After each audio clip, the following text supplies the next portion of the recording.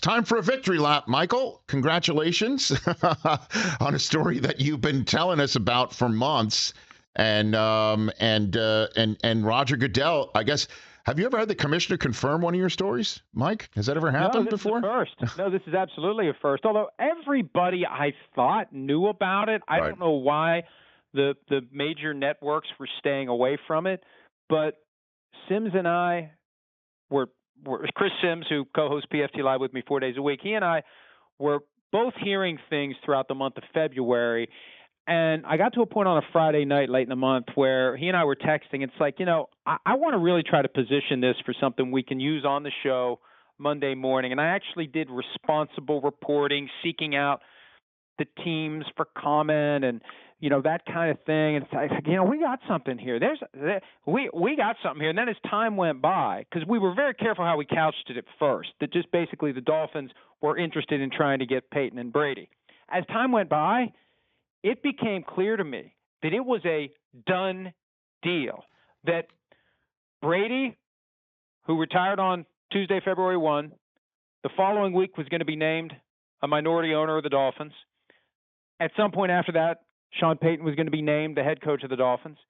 At some point after that, in the spring, Tom Brady was going to become the quarterback of the Dolphins. It was all set up. It was all going to happen. And before they could flick the first domino, on the same day Tom Brady retired, Brian Flores files his lawsuit and blows it all up.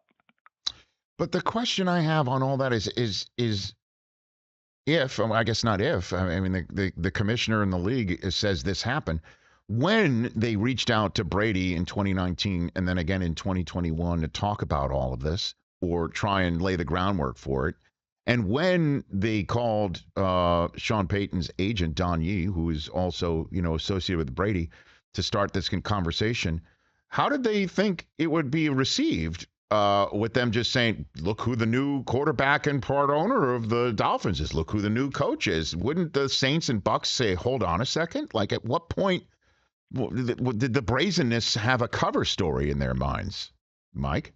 Well, because and this may be the reason why, Rich, people have asked me, why didn't the Patriots, the Saints, or the Buccaneers get any compensation as part of this tampering violation? Because in the past, in some instances, the victims get something.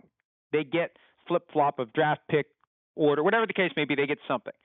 I think in this case, and I know, for this to have all been set up and be done, at the highest levels of these organizations, Dolphins and Saints, there was a deal for Payton.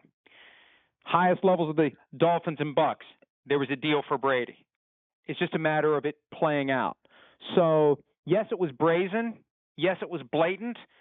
But they also had everything set up and ready to go. Just like when Sean Payton was going to be coach of the Cowboys in early 2019. It was all set up and ready to go.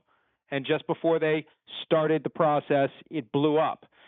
You start the process by the Cowboys creating a vacancy. Now, the Dolphins already had a head coaching vacancy, and Payton had already resigned from the Saints. And I wonder, Rich, would either of those things have happened if they'd known they weren't going to get Payton? Would Payton have stayed with the Saints for another year if he didn't think he was going to land in Miami? And would the Dolphins have kept Flores if they knew that they weren't going to get Sean Payton?